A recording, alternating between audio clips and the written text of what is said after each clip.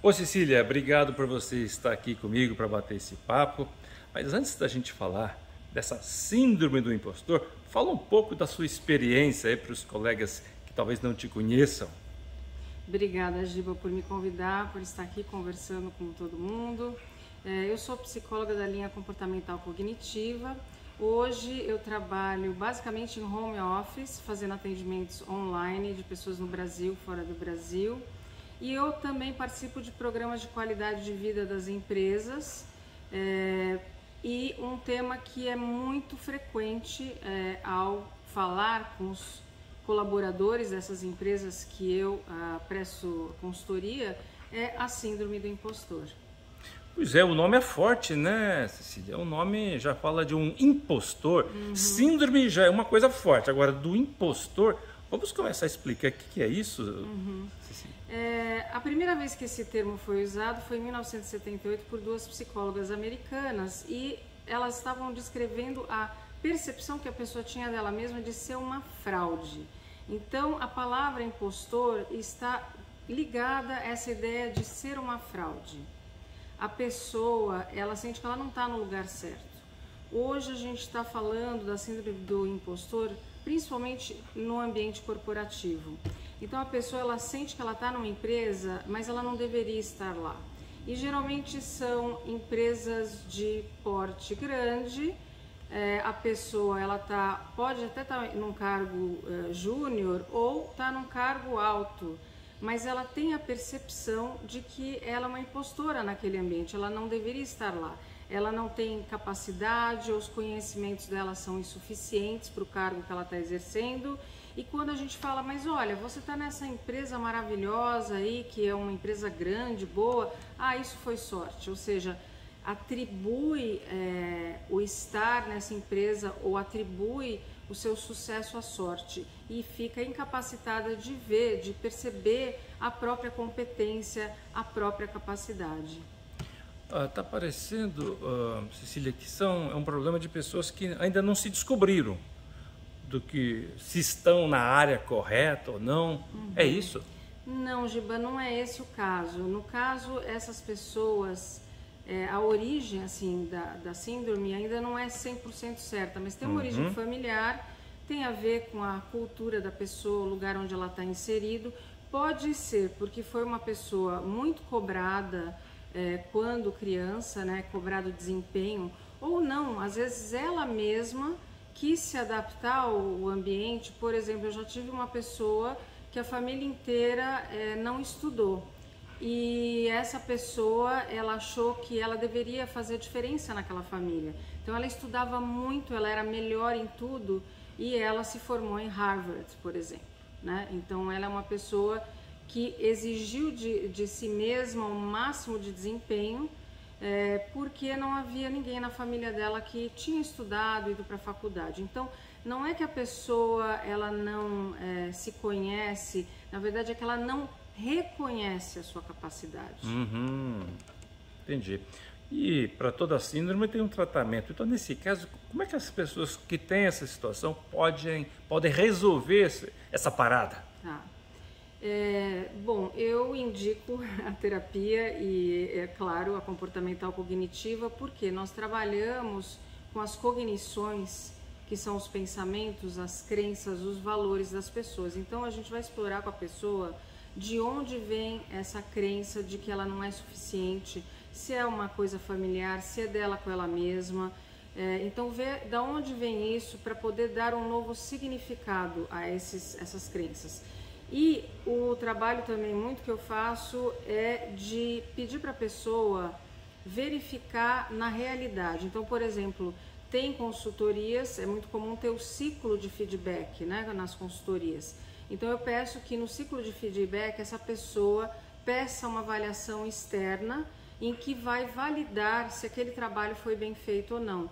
E daí, conforme vai tendo essas validações, a pessoa vai percebendo, nossa, eu sou boa mesmo nisso, né? Eu tenho um exemplo recente de um consultor de uma grande consultoria internacional.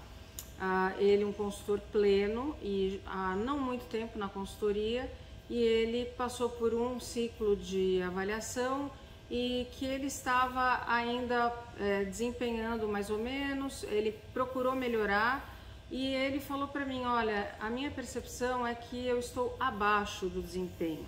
Então eu disse para ele, no próximo ciclo, por favor, pergunte, né, para o gestor como está o seu desempenho. E para minha surpresa e para dele, quando ele voltou na outra consulta comigo, ele tinha passado num ciclo de feedback com um partner, que era um dos grandes sócios da consultoria, que tinha dito para ele, olha, eu estou surpreso, você tem pouco tempo de empresa e você está acima das expectativas para esse pouco período de tempo. Então, a percepção dele era distorcida e a gente faz muito isso. A gente distorce, como se a gente tivesse com um óculos sujo. A realidade é uma, mas a gente tem esse óculos sujo e não consegue ver a realidade, né? Então, a pessoa com síndrome do impostor é isso. Mesmo as pessoas elogiando, dizendo, nossa, você fez um bom trabalho, leva um tempo para a pessoa absorver isso. Cecília, eu trabalhei no mundo corporativo, nas montadoras, durante mais de 25 anos. Eu conheci muita gente motivada e muita gente sem motivação. E está me ocorrendo se por detrás dessa falta de motivação não estaria justamente escondida essa síndrome. Essa síndrome pode provocar então a falta de motivação, quer dizer, além da falta de confiança, deve também resultar em falta de motivação? Olha, você trouxe um ponto muito importante, Giba, que é a questão da autossabotagem. Autossabotagem. A pessoa, por achar que ela não é boa o suficiente, que ela não vai desempenhar bem, ela pode recuar no comportamento, ou seja, ela pode não agir. E ela pode ficar desmotivada, porque ela tem uma crença, já que eu não vou fazer direito, então é melhor eu não fazer. E aí, na verdade, pode ser uma pessoa com muita capacidade e que não está fazendo o que é para ser feito, né? Aí eu tenho um outro exemplo, eu sempre tenho um exemplo de uma cliente minha que ela é designer, ela faz computação gráfica, ela desenha, e um cliente dela pediu para ela fazer um desenho com uma logomarca, e ela fez vários desenhos e ela se criticou muito, falou que ficou uma droga, pediu desculpa para o cliente e acabou entregando um desenho mais simples. E não é que, para a surpresa dela, foi aceito aquele desenho simples, ele falou, tá ótimo. E aí eu conversei com ela e falei, você vê, né, você tem a percepção de que estava horrível. E claro, porque você quer melhorar e você quer dar o melhor de você. Mas veja como é a sua percepção. Às vezes para você não está bom, mas para o seu cliente está. Então sempre pergunte para o seu cliente, é assim que você deseja? Antes de você invalidar o seu trabalho. Interessante que esse termo, impostor, no caso a pessoa que sofre dessa síndrome, ela está sendo impostora contra ela mesma, né? Sim. Não é contra a empresa, contra o círculo de pessoas que trabalham ao lado dela. Ela está tendo um problema para ela mesma.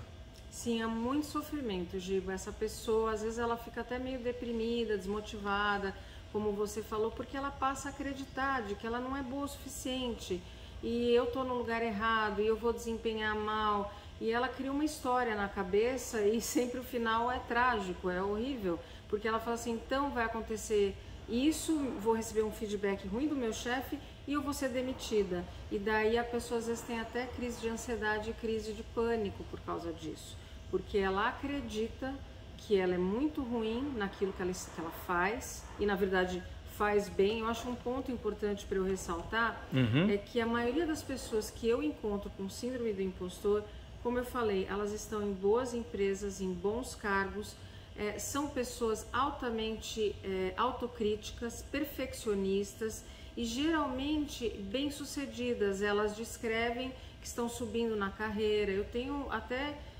consultora promovida a gerente numa empresa grande também, que ela confidenciou, falou, olha, eu me sinto impostora, né? Não sinto que eu sou boa o suficiente. E claramente ela é competente porque ela foi promovida.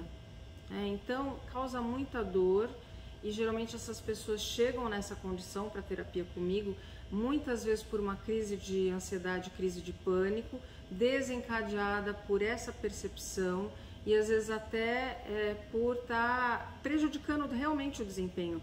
porque acaba sendo uma profecia. Eu falo que eu sou péssimo, aí eu péssima, aí eu não desempenho tão bem, eu realmente acabo não tendo uma avaliação boa e aí vai cada vez piorando mais, né? Podendo até ser demitido ou demitida. Quer dizer que essa síndrome afeta até pessoas que estão desenvolvendo bem a carreira e que estão tendo sucesso. Não é algo que, digamos assim, impede o crescimento das pessoas. Parece que ela não está conseguindo crescer dentro delas mesmo, já que elas podem ser bem-sucedidas na empresa. É isso? Olha, ela está sempre se criticando, né? Então a gente tem pessoas que não crescem porque não estão desempenhando, porque elas acreditam não serem capazes, mas elas são capazes. E tem pessoas que estão desempenhando muito bem e continuam invalidando. Ah, não tá bom, não tá bom, eu não sou boa. E aí você vê essa pessoa sendo promovida. Daí que eu reforço, eu falo, tá vendo, olha, você tem essa percepção distorcida, porém na realidade você está tendo um feedback positivo do seu chefe, da sua chefe, ou você está sendo promovida, então eu mostro, né, na realidade, porque eu não posso chegar e dizer assim, ah, você é muito boa. Primeiro porque eu não tenho a capacidade técnica de avaliar aquela pessoa, por exemplo, de finanças ou de tecnologia, minha área é psicologia. Então eu não posso chegar e dizer, você é excelente no que você faz. Não, eu pergunto quais são os dados, as evidências que você tem do seu trabalho, do feedback que você tem dos seus clientes, chefe, colegas, do seu desempenho. E daí a pessoa tem um dado de realidade para se fundamentar e passar a validar, se autovalidar, né? Se reconhecer. Então é um trabalho de ressignificação, né? do sentido e da percepção que a pessoa dá a si mesma. Muito bem, pessoal. Nós então falamos sobre a síndrome do impostor com a psicóloga Cecília Loureiro, psicóloga da linha comportamental cognitiva. Se você se identificou com algumas dessas situações, com alguns desses exemplos que ela deu, nada melhor do que você esclarecer, do que você entender o seu caso pessoalmente, diretamente com quem entende do assunto. Nesse caso, Cecília, as pessoas que têm interesse em se aprofundar nesse tema com você, como é que elas te encontram, como é que elas fazem? Bom, pode entrar pelo direct do meu Instagram, que é Cecília Loureiro Terapias. Acho que é uma forma de... Chegue até mim, a gente conversa, eu posso elucidar sobre essa questão ou outras questões que você tiver. Então é isso aí, pessoal. Sucesso para vocês no mundo corporativo. Ou sucesso ainda maior se você cuida bem do seu espírito, da sua mente, da sua saúde. E a Cecília já deu uma boa dica como é que você pode fazer isso. Até mais! E aí?